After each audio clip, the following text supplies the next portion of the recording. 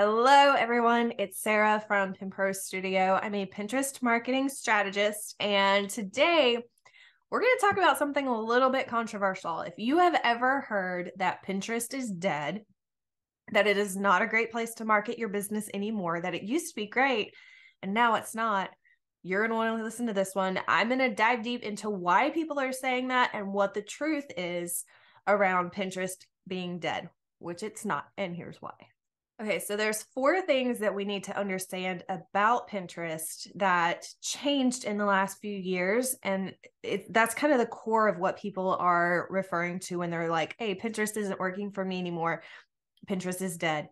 Well, here's what actually happened. Here's the first thing that we need to talk about is the fact that in 2021, they changed the algorithm. And more so the algorithm, but the metrics, like the way things were calculated. And so when people are looking at their analytics, they're like, I'm not seeing the impressions that I used to see. I'm not seeing the outbound clicks I used to see. Like, what is going on with that? And so what Pinterest did in 2021 is they redesigned the way their analytics work. And it's actually better because it gave a better view of exactly how pinners are engaging in your content. But what happened was, I forget what it was actually, which metric it was called. But say that you had pin clicks or pin views or something like that. I think it was views. That metric actually involved impressions and pin clicks together. So they basically took that and they split it up into 2 different metrics now. So now you have just impressions and you have just pin clicks. And so whenever you divide a metric like that, obviously, you've got this whole round big number. Let's say you've got 100 of these views, and then you split them up, then maybe you're going to have 50 impressions and 50 pin clicks, right?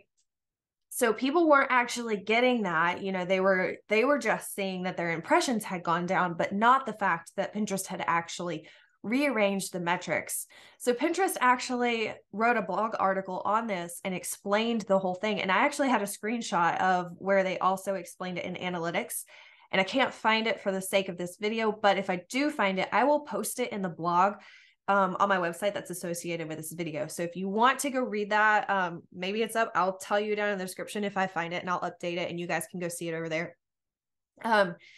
But Pinterest actually came out and said users may see slight declines in what we previously call close-ups and subsequent decreases in engagement and increases in impressions with this new definition. So basically they're like, hey, guys, we're changing things around.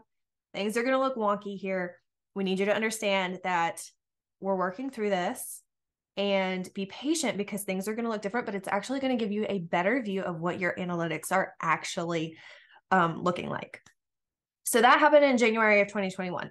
We also need to talk about number 2 is the fact that idea pins rolled in and they had no links.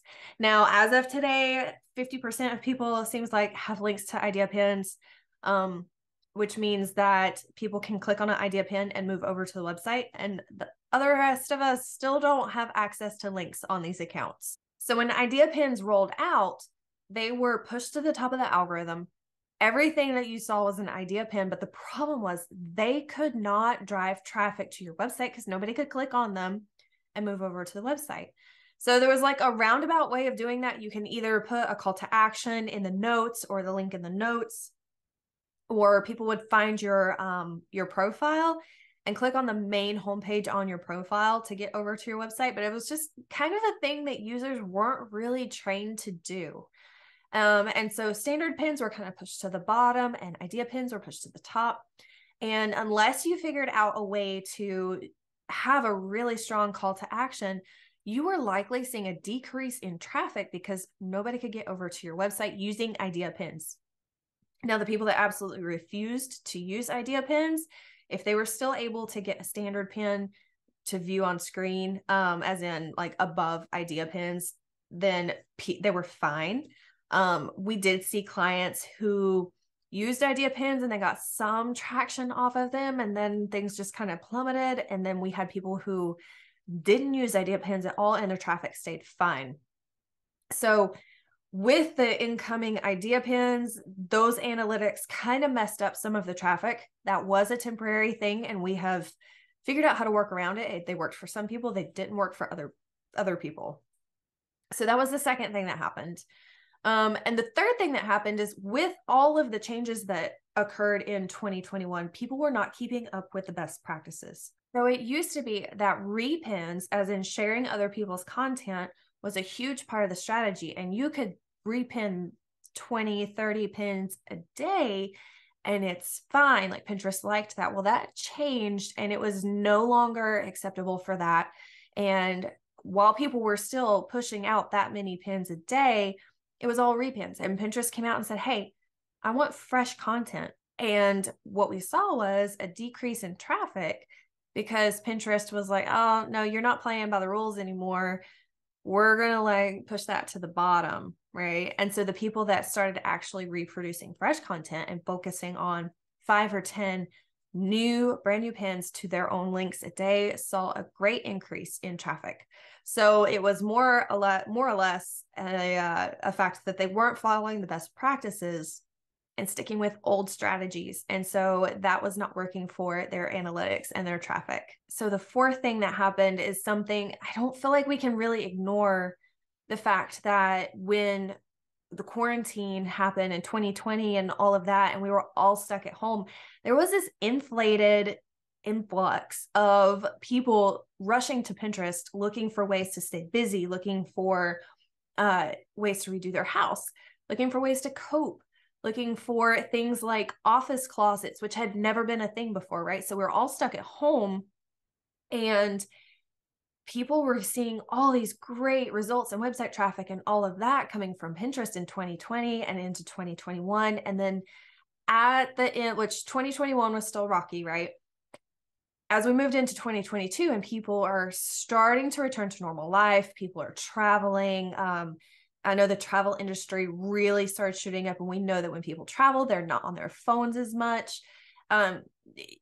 That's when you start seeing a decline in traffic that you might have been used to in 2020, but it was kind of artificially inflated anyway, right? So that's another thing that I would take into consideration. If you saw some great traffic in 2020 and then 2021 dropped, that's probably a pretty good indicator that a lot of your people started getting back out into the world, which is a good thing, but not for your business, right? So the bottom line is that there was a lot that happened since 2020. And while people did see a decrease in traffic, there are factors that play into that. And if you're not adjusting your analytics to understand the change that happened, if you're just saying, hey, 2020 was amazing and I'll never get back to there, well, just remember that was a little bit inflated, a little artificial, right? The thing that I want you to do is go look at your Google Analytics and see where your traffic is coming from. Because I have people coming back to me from, they were on Pinterest in 2016, 2017, all the way through 2021. They started seeing a decline and they left the platform. They stopped pinning, and they're coming back to me saying, Sarah, all of my old pins are still performing, and Pinterest is still the main driver of traffic to my website. But I haven't done anything in like 2 years, 3 years. And so keep that in mind. If you think Pinterest is not working, if you stepped away from the platform, go take a solid look at your analytics and see exactly where all of your traffic is coming from. 9 times out of 10, actually more than that percentage, most of my people are still seeing that Pinterest is the number one driver of traffic. If you are interested in getting your business on Pinterest, it's not too late. Now is still a great time to invest in Pinterest. I have several resources on my website, including a readiness checklist. I've got a pin tracker and that kind of thing. And I can even help you set up your account if that's something you're interested in. If you are coming back to Pinterest after years of taking a break, I can also help you re-optimize your account with the fresh SEO, all the new keywords that are out and that kind of thing, to get your account a little bit of a kickstart into 2023. And so if there's anything that I can help you with, head over to my website, take a look around and see if something stands out to you, or shoot me an email and I would be happy to help. If you like this video, would love it if you would hit subscribe, send me a shout out, say hey, or you can come find me on Instagram at PimProStudio. Talk to you later.